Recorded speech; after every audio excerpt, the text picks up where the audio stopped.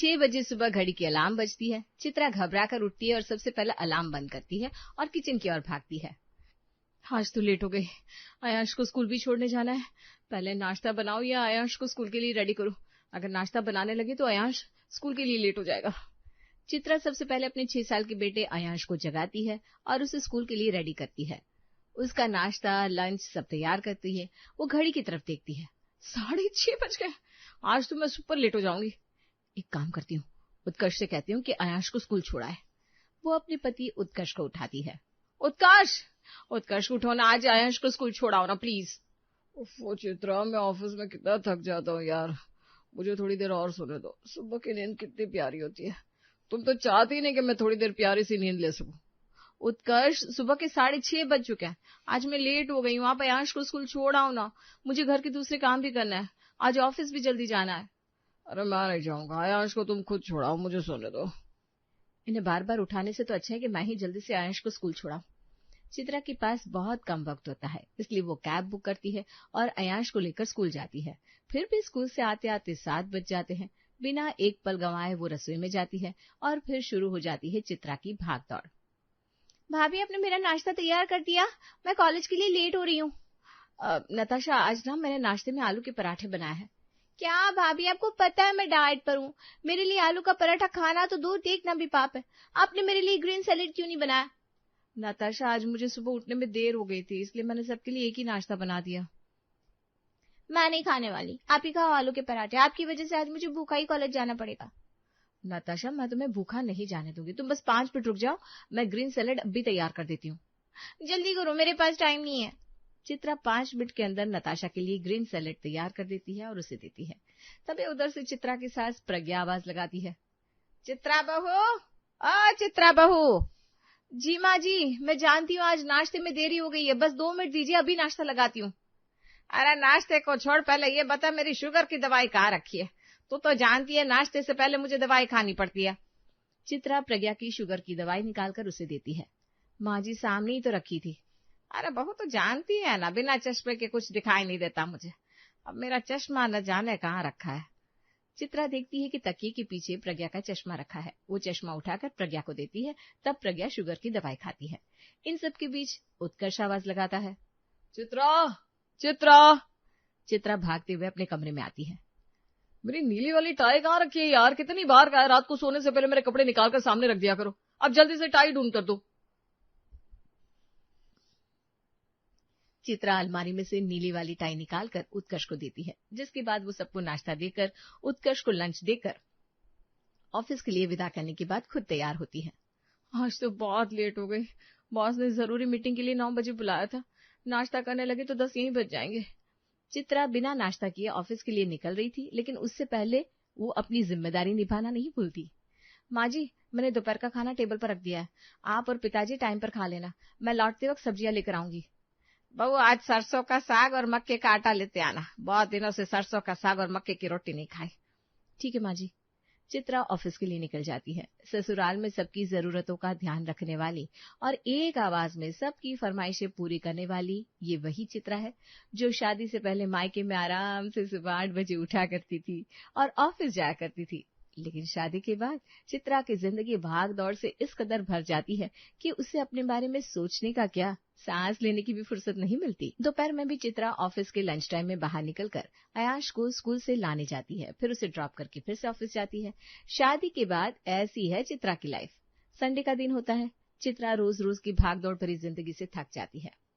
आज मायके हो आती हूँ, वहीं थोड़ा आराम मिलेगा। लेकिन चित्रा की जिंदगी में इतना सुकून कहाँ। मायके जाने से पहले उसे घर के सारे काम निपटाने पड़ते हैं। फिर वो आयांश को तैयार करती है और उसे लेकर मायके जाती है, जहाँ वो सीधा अपने कमरे में जाती है और धड़ाम से बेड पर गिर जाती है। बेड पर गिरते ही चित्रा की आंख लग जाती है। दोपहर के 2 बज जाते हैं। चित्रा की माँ उसे खाना खाने के लिए उठाती है। चित्रा बेटी, चित्रा बेटी उठ जा, चल। हाँ चल, खाना खा ले। दोपहर के 2 बज गए बेटा, खाना खाकर फिर सो जाना। लेकिन चित्रा की नींद ही नहीं खुल रही थी। तनिषा, चित्रा को जगाकर बाहर लिया। हम सब खाने की टेबल पर उसका इंतजार कर रहे हैं। तनिषा चित्रा के मुंह पर पानी की छींटे मारकर उसे जगाती है। तब कहीं जाकर चित्रा की नींद खुलती है। ओहो, ये देखो महारानी यहाँ घोड़े बेचकर सो रही है। ससुराल में कुछ काम करती नहीं होगी और संडे को भी काम से बचने के लिए यहाँ आ जाती है आराम करने। तुझे ऐसा लगता है कि मैं अपने ससुराल में कुछ काम नहीं करती हूँ? हाँ, जिस तरह से तू यहाँ घोड़े बेचकर सो रही है ना, उसे देखकर तो यही लगता है कि तू ससुराल में भी घोड़े बेचकर सोती होगी।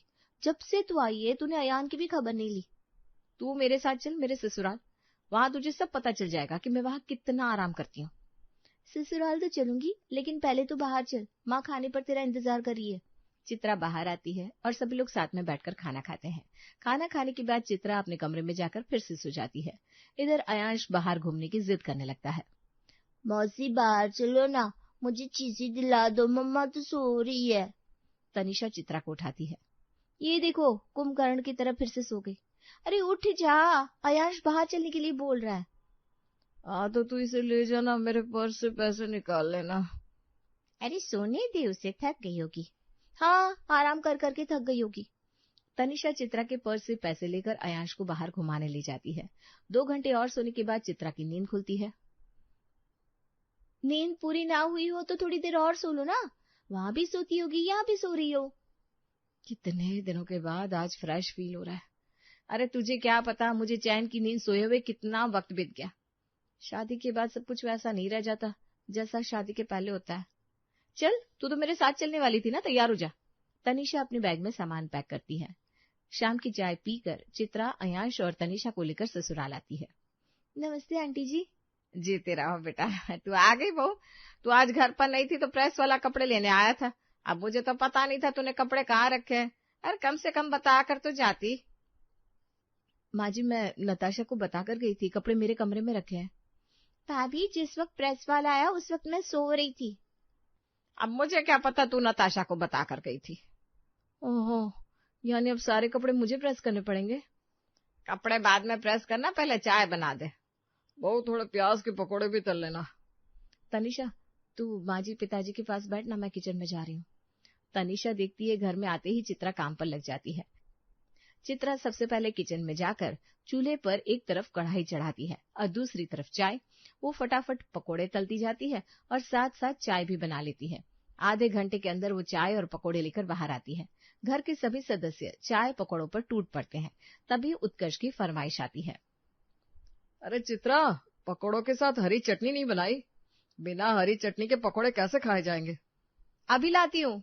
चित्रा रसोई में जाकर हरी चटनी बनाती है, तभी वहां अयांश आ जाता है। मम्मा, मुझे भूख लगी है, मुझे चीजी दो, मुझे चीजी चाहिए। तनिषा देखती है अयांश चित्रा को परेशान कर रहा है। वो किचन में जाती है। अयांश बेटा, मम्मा ने कितने टेस्टी पकोड़े बनाए हैं, चलो मैं तुम्हें पकोड़े खिलाती हूँ। तनिषा, अयांश को ना शाम के वक्त दूध पीने की आदत है, वो पकोड़े नहीं खाएगा। मैं उसे भी दूध गर्म करके देती हूँ। तभी उत्कर्ष फिर से आवाज लगाता है। चित्रा, पकोड़े खत्म हो जाएंगे तब हरी चटनी लाओगी क्या?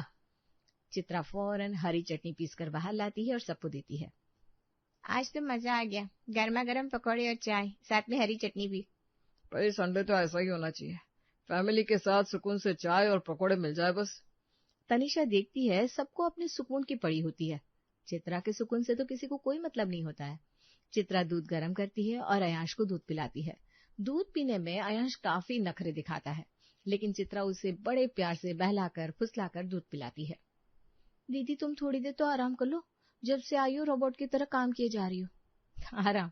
मैं अगर 1 मिनट भी चैन से बैठ गई ना तो इस घर में भूकंप आ जाएगा। अभी तो कपड़े प्रेस करने भी बाकी है। चित्रा एक एक करके सबके कपड़े प्रेस करती है। भाभी, मेरा ये लाल वाला सूट भी प्रेस कर देना, कल इसी को पहनकर कॉलेज जाऊंगी। अयांश का स्कूल ड्रेस, उत्कर्ष के कपड़े, ससुर के कपड़े, सास की साड़ी, अपने कपड़े और नताशा के कपड़े, कुल मिलाकर 7 जोड़ी कपड़े चित्रा प्रेस करती है। अब घड़ी में बज चुके थे 8। कपड़े प्रेस करने के बाद चित्रा सीधा किचन में जाती है और रात के खाने का इंतजाम करने लगती है। आज रात के खाने में क्या बन रहा है भाई? आज हरी पालक की दाल और रोटी बना रही हूँ। क्या चित्रा, रोज रोज वही घास फूस खिलाती रहती हो? आज संडे है, कुछ तो स्पेशल होना चाहिए। हमारी साली साहिबा घर आई है, उनके लिए कुछ अच्छा खाना बनाओ भाई। नहीं जीजा जी, इसकी कोई जरूरत नहीं है। अरे तेरी दीदी खाना बनाने में एक्सपर्ट है, तू चिंता क्यों कर रही है? चित्रा, आज खाने में शाही पनीर, मटर पुलाव और कचौरियां बना लो। ठीक है जी, बना लेती हूँ। चित्रा ने सोचा था फटाफट हरी पालक की दाल और रोटियां बनाकर सबको खाना खिला देगी और आज जल्दी सो जाएगी, लेकिन उसकी किस्मत में आराम कहा। वो उत्कर्ष के फरमाइशी खाने की तैयारी करने लगती है। तनिषा देखती है कि जो चित्रा शादी से पहले मायके में कोई काम नहीं करती थी, वो शादी के बाद ससुराल में चक्कर घिन्नी की तरह नाच कर काम कर रही है। दीदी मैं तुम्हारी कोई हेल्प कर दूं? अरे तू जाकर अयांश का होमवर्क करा देना, उससे मेरी बड़ी हेल्प हो जाएगी। किचन का काम तो मैं अकेले संभाल लूंगी। तनिषा अयांश के पास जाती है और उसका होमवर्क कराने लगती है, लेकिन अयांश के नखरे भी कम नहीं होते। मैं अपना होमवर्क तभी करूंगा जब मम्मा मेरे सामने होंगी। अयांश बेटा, मम्मा खाना बना रही है, आज तुम्हारा होमवर्क मैं करा देती हूँ, चलो। मम्मा तो रोज खाना बनाती है और मेरा होमवर्क भी कराती है, तो फिर आज क्यों नहीं? मम्मा को बुलाओ, मम्मा। तनिषा रसोई में जाती है। दीदी अयांश आपको बुला रहा है, कह रहा है कि मम्मा को बुलाओ, वही मेरा होमवर्क कराएंगी। चित्रा अपने कमरे में जाती है और अयांश को किचन में लेकर आती है। वो किचन में खाना भी बनाती है और अयांश का होमवर्क भी कराती है। तनिषा देखती है कि कुछ ही देर में चित्रा खाना भी बना लेती है और अयांश का होमवर्क भी करा देती है। रसोई के सारे काम निपटाकर चित्रा रात के 12 बजे सोने के लिए अपने कमरे में जाती है। दूसरे दिन सुबह 5 बजे से उठकर चित्रा रोज की दिनचर्या में लग जाती है। फिर खुद भी ऑफिस जाती है। शाम को ऑफिस से लौटकर फिर से वही सारे काम, सबकी जरूरतें और फरमाइशें पूरी करना, सबका ध्यान रखना, सास ससुर की दवाइयाँ, रसोई का राशन लाना, फल सब्जियां लाने से लेकर अयांश को स्कूल छोड़ना, स्कूल से लाना, ये सब देखकर ही तनिषा की सांस फूल जाती है। दीदी इतना सब कुछ कैसे मैनेज करती हो आप? करना ही पड़ता है। घर की बहू होने के नाते घर की सारी जिम्मेदारियां मुझे ही उठानी पड़ती है। रोजमर्रा की जिंदगी इतनी भागदौड़ भरी होने के बाद अगर घर में कोई भी एक्स्ट्रा मेहमान आ जाए तो चित्रा की डबल ड्यूटी लग जाती है। संडे के दिन, तनिषा चलना, आज हम मूवी देखने चलते हैं। जब से शादी हुई है मैंने कोई मूवी नहीं देखी। याद है शादी से पहले हम दोनों कोई फिल्म नहीं छोड़ते थे। दीदी अब तो तुम जीजा जी के साथ मूवी देखने जाती होगी ना? अरे तेरे जीजा जी को मेरे लिए फुर्सत कहाँ। चलना, हम दोनों आज मूवी भी देखेंगे और खाना भी बाहर खाएंगे। अयांश को माँ जी के पास छोड़ दूंगी। दोनों बहनें मूवी जाने के लिए तैयार होती हैं, लेकिन जैसे ही घर से बाहर निकलने वाली होती है तभी उत्कर्ष की बुआ और फूफा जी उनके घर आ जाते हैं। अरे करुणा, कितने दिनों के बाद आई है, कैसी है मेरी बहना? बस भैया मैं ठीक हूँ, आपकी बहुत याद आ रही थी, मैंने सोचा कि भैया से मिल लो। ये तूने बहुत अच्छा किया। अरे चित्रा बहू, देखो तो कौन आया है। चित्रा अपने कमरे में तनिषा से कहती है। लो देख ली हमने मूवी, आज का संडे भी गया। कोई नहीं दीदी, संडे तो अगले हफ्ते भी आएगा। चित्रा कमरे से निकलकर बाहर आती है। वो बुआ सास और फूफा ससुर के पैर छूकर आशीर्वाद लेती है। उसके बाद लग जाती है उनकी खातिरदारी में। चित्रा बहू, तेरी बुआ सास को कटहल के कोफ्ते बहुत पसंद है। आज तू खाने में कटहल के कोफ्ते बना ले और मीठे में बेसन के लड्डू बना लेना। तेरे फूफा जी को ड्राई फ्रूट्स वाले बेसन के लड्डू बहुत पसंद है। भाभी साथ में पालक की पूरी और लौकी के रायता भी बना लेना, खाने में स्वाद आ जाएगा। आज तो पार्टी हो जाएगी भाई। हाँ, मैं भी सारी तैयारी करती हूँ। किसी ने चित्रा की तरफ ध्यान ही नहीं दिया कि चित्रा तैयार है। उसकी भी बहन आई हुई है, शायद उनका कहीं बाहर जाने का प्लान हो। सबको बस इस बात से मतलब था कि वो सबकी फरमाइश पूरी कर दे। चित्रा का मूड बहुत ऑफ हो जाता है। वो अपने कमरे में जाकर कपड़े बदलती है और रसोई में जाकर खाने का इंतजाम करने लगती है। दीदी मूड मत ऑफ करो, लाओ मुझे बताओ, मैं तुम्हारी मदद कर देती हूँ। तो लौकी कद्दूकस कर दे और पालक उबाल दे, बाकी मैं कर लूंगी। सभी लोग बाहर गप्पे कर रहे होते हैं और इधर चित्रा और तनिषा रसोई में काम कर रही होती है। अरे चित्रा, बुआ फूफा जी को कॉफी पिलाओ भाई। हाँ, अभी लाती हूँ। चित्रा सबको कॉफी लाकर देती है। सारा दिन किचन में मेहनत करने के बाद चित्रा सबके लिए खाना लगाती है। सब लोग खाना खाने बैठते हैं। खाने में कुछ तो मिसिंग है।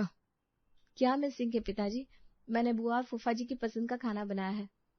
चित्रा बहू, करुणा को खाने के बाद पुडिंग में फ्रूट कस्टर्ड बहुत पसंद है, तूने बनाया कि नहीं? वो पिताजी, घर में फ्रूट्स खत्म हो गए हैं। अरे तो बाहर जाकर ले आओ ना चित्रा, यहीं पास में तो मिलता है, कौन सा दूर जाना है। हाँ, मैं अभी लेकर आती हूँ। चित्रा उसी समय बाहर जाती है और फ्रूट्स लेकर आती है और फ्रूट कस्टर्ड बनाती है। खाने के बाद सभी लोग फ्रूट कस्टर्ड का आनंद उठाते हैं। चित्रा बहू ने खाना बहुत लाजवाब बनाया है। अब तो दिल कर रहा है कि 2 दिन यहीं रुक जाओ और चित्रा बहू के हाथ का खाना खाकर जाओ। 2 दिन क्या, मैं तो कहता हूँ अब तुम दोनों अगले संडे को ही यहाँ से जाना। और सच में बुआ और फूफा जी अगले संडे तक रुक जाते हैं। सबको खाना खिलाने के बाद चित्रा और तनिषा खाना खाते हैं। सारा काम करते करते रात के 10 बज जाते हैं। चित्रा सोने ही वाली थी कि उसे याद आता है कि कल तो उसे ऑफिस में प्रेजेंटेशन देना है और उसने अभी तक प्रेजेंटेशन तैयार ही नहीं किया। ओह गॉड, अब मैं क्या करूं? क्या हुआ दीदी, कुछ भूल गई क्या? अरे कल मुझे ऑफिस में प्रेजेंटेशन देना है, घर के काम के चक्कर में मैं भूल ही गई। कल ऑफिस में प्रेजेंटेशन देना बहुत जरूरी है क्या? अरे मेरी जॉब चली जाएगी, प्रेजेंटेशन तो बनाना ही होगा। तो सो जा, मैं ऑफिस का काम निपटा कर सोऊंगी।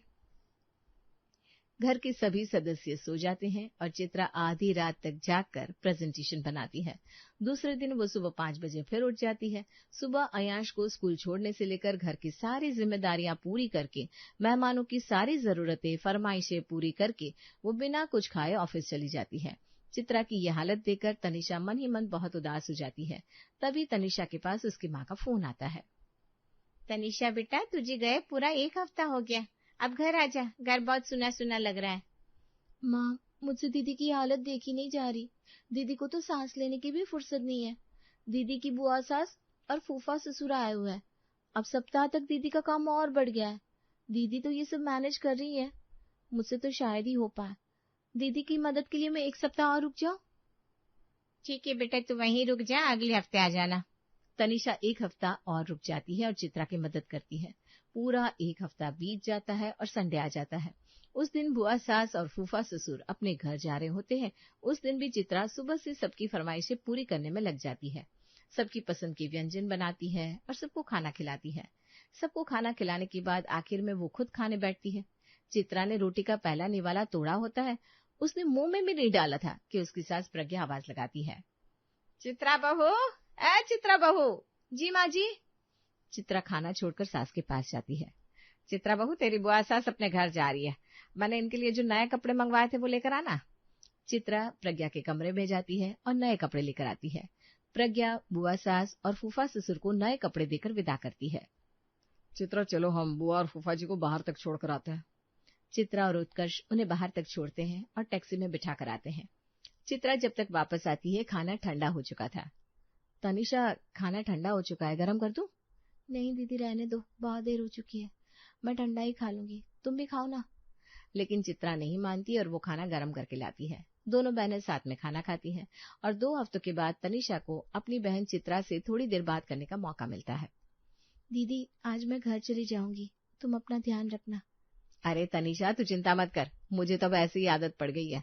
सबकी जरूरतें पूरी करते करते मैं खुद की जरूरतें भूल गई हूँ। दीदी, तुम अगले संडे घर आ जाना, वहीं आराम कर लेना। शाम को तनिषा अपने घर चली जाती है और चित्रा हमेशा की तरह घर के काम और सबकी जरूरतें पूरी करने में लग जाती है।